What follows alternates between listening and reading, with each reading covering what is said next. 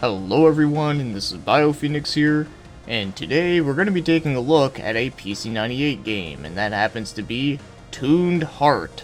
So this one was developed and published by System Soft, and it was released in 1996, and it just ever so happens to be a tactical RPG.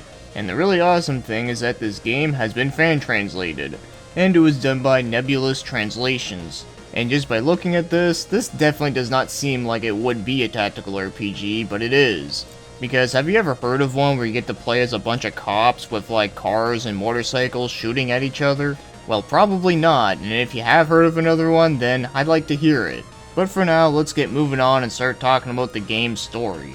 So the main character is supposed to represent the player, and you happen to be the leader of a police squad. And the group is called Tuned Heart because all the characters that you hired were all female. Well, at least all the main characters anyways. Of course there are male characters, but they're mostly supporting cast. And I know what you're all thinking, this is a PC-98 game with a lot of female characters in it, so therefore it has to be a hentai game, am I right? Well, surprisingly, it's not. Yeah, this game's actually very tame and is very much safe for work. So yes, the reason why they formed Tuned Heart is because there's a lot of criminal activity going around involving brainwashing, and there is plenty of gangs and drug lords going around, and that pretty much covers it. Yeah, it's a very simplistic story. But one thing that is surprising though is that despite the fact that you'd think something like this would be a very serious story, well, it's actually pretty lighthearted. And that's mainly because the characters can sometimes say some goofy shit. So yeah, nothing confusing here. So as for the gameplay, like I said, it's a tactical RPG from a top-down view, and it's also a grid-based, which is very common for this genre. But because this is on the PC-98, this one actually uses the mouse. And I'm pretty sure I don't need to explain this, but you use the mouse to click on the units to move them around and to attack things. And one thing that is nice is that you can actually customize the character's vehicles and guns anytime you want. So as soon as you get a new part, you can equip it at any time to any character. But it is important to note that the main female characters are the only ones that can level up and the ones that you can customize. Because there's a lot of missions where you'll have some guest characters join in to help out, but those ones can't level up. So I would recommend that those are the characters that you want to use to weaken tougher enemies, or just to get rid of some of the small fry. Because another very important thing to mention is that the only way you can get EXP for a character is if they happen to finish off the enemy. And I'm not gonna lie, sometimes that can be a little bit annoying. For that, not only could it potentially waste EXP, or if a character is in the middle of fighting an enemy and they just don't die right away, but you do a lot of damage, then you get nothing for it. So you gotta be really careful with your placements. And in case you're wondering how you're supposed to heal in the game, you can only heal at a pit stop or a police station. Where at the start of each turn, when you're on one of those spaces, then you'll gain some health back, and also you'll have a fully loaded clip again. Because if your character runs out of ammo in a clip, then you have to go all the way to a pit stop or police station. And that's something else that can be a little bit more on the tedious side. For that, I wish you could at least have a reload option that just uses up a turn rather than just waiting in one spot. But one good thing though, that is a relief, is that in this game, when a character dies, then it's not game over, and also they are not permanently dead. So the only way to get a game over is that if all the characters die, or if 50 turns passes. And honestly, I fucking hate turn limits in these kind of games, but strangely enough though, it actually doesn't bother me in this game, and that's mainly because I find that most of the maps in this game are not ridiculously huge, so it doesn't feel like it takes forever to get where you need to go.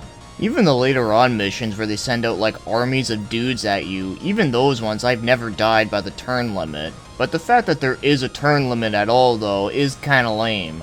Now every time you complete a mission in this game, you can save your game and then it goes to the next story, which is obvious, but sometimes you might get a visual novel segment where you actually get to go out with one of the lead characters. And like I said, even at these parts, there's nothing too strangely weird here. And they're also pretty short too, so if you're not a fan of having like this whole dating sim aspect of it, then at least it's a good thing that it's not gonna feel like a drag. So let's get moving on and start talking about the game's controls. And all you do is that you use the mouse, so if you know how to use a mouse, then you know how to play this game. Easy as that. But I'm sure as you can tell by looking at this, I actually have two mouses. I got the main one for my computer, and then there's the one in-game, and that's because the way how this emulator works can be a little bit weird with mouse control. And that's because the cursor within the game doesn't fully follow through with the mouse on your computer, so it gets kinda weird to get used to that. But that's not a flaw against the game though. But I'm sure most of you that do want to play this game for yourself, that is something to keep in mind. But if there is one thing that does take time to get used to, and this is something that does affect in-game, is that whenever you put your cursor like close to the edge of the map on the main screen, then it turns from lipstick to a car. So whenever you click, whenever there's a car that pops up, then it'll just take you automatically to the edge of the screen of wherever that direction is, and it's pretty fucking annoying. Now there are two ways that you can fix this issue, and that is that if you right click, it'll take you to the next unit and center around it that hasn't moved yet. And secondly, if you want to fully view the map, then just click on the mini-map at the bottom here, anywhere on it, and it'll take you exactly right there. So I find using the mini-map is definitely the easiest way to navigate around. Trust me, the first time I played this game on the first mission, I was like, fuck, this is annoying to navigate around. But thankfully though, I did figure out its learning curve. So now you know how to make this game a little bit easier on yourself on the first time. So now, let's get moving on and start talking about the game's graphics, and I have to say, the graphics in this game are pretty awesome. So I'm sure most of you are aware, but I am a huge fan of the artwork on PC-98 games. I just think they look really freaking cool.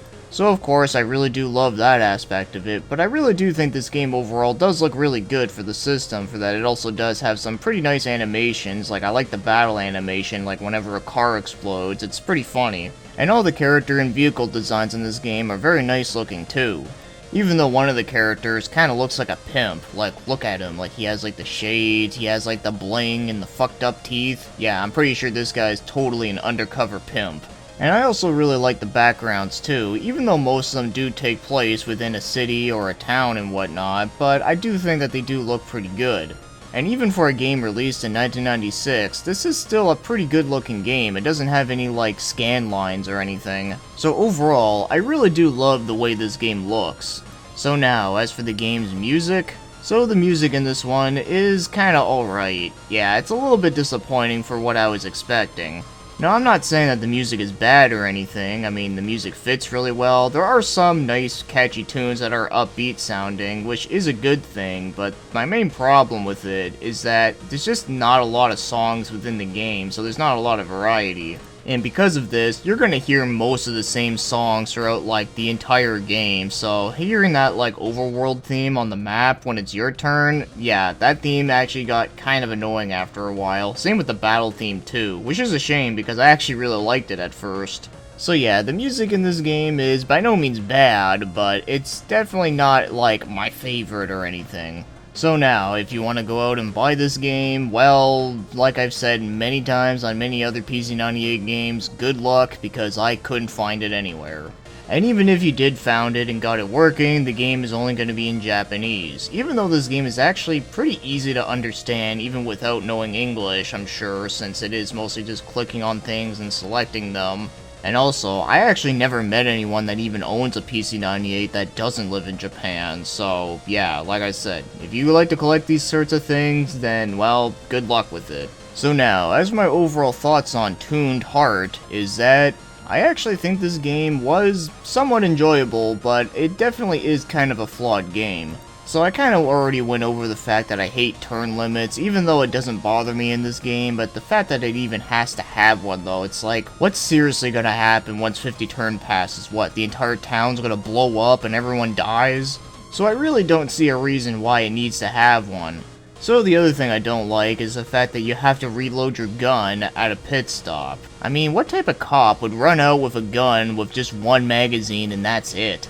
Now I can understand if you can only have like a certain amount of magazines at a time, and then once all those are up, you can go to the pit stop to regain them. That would make sense, but why only just have one and have to do it like every time you run out? It's like, why? It just makes some battles pretty tedious, especially later on when you have like a shitload of dudes like ganging up on you.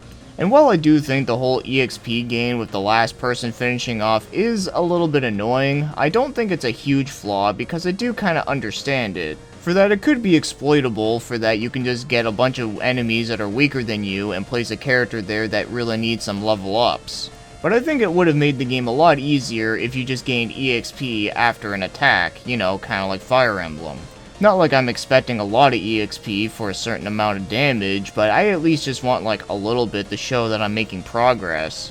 But other than these things though, I do like the game for what it is. It is one of those simple and easy to understand tactical RPGs, so therefore making it a more pick up and play sort of game, which is good. And one thing I do like that I haven't explained yet is that whenever it's the enemy's turn, it goes by so freaking quickly. It's actually really nice and handy. The only time it could take a while to get through is if the enemies are attacking your units and you have the battle animation on, but thankfully you can actually turn that off, and there's actually plenty of options that you have too. And I also do like the character customization. Sure, it's very simple, but I do like the fact that it does have it, and the way how it works is quite nice. So yes, as someone that is a fan of plenty of tactical RPGs, I do like it for what it is, but it's definitely not one I would recommend to everyone. For like I said, some of these issues that I mentioned could be a huge issues for some. And also the fact that the game's story really isn't anything mind-blowing, and for me personally, I'm fine with it. I mean, I don't think every single game's story needs to be like the next Final Fantasy VII or anything. So yes, I personally do like it for that it's a more simple, fun, tactical RPG that isn't overwhelmingly complicated, and I do love the art direction, and the game's concept is unique and kinda fun. But it is by no means amazing though. It's no Final Fantasy Tactics, it's no Growlancer 4, it's no Front Mission 3 or anything like that. But it was kinda nice to play a game like this that didn't take hours and hours just to get through. Kinda like that Neo Geo Pocket Color game I reviewed called Fazly or Fazly or whatever the hell, you know, the one made by the Shadow Hearts team. So with that said, it's a flawed game that is actually kind of enjoyable for me, but of course I can totally understand people not liking this one. So with that being said, thanks for watching and commenting, and have yourselves a great day.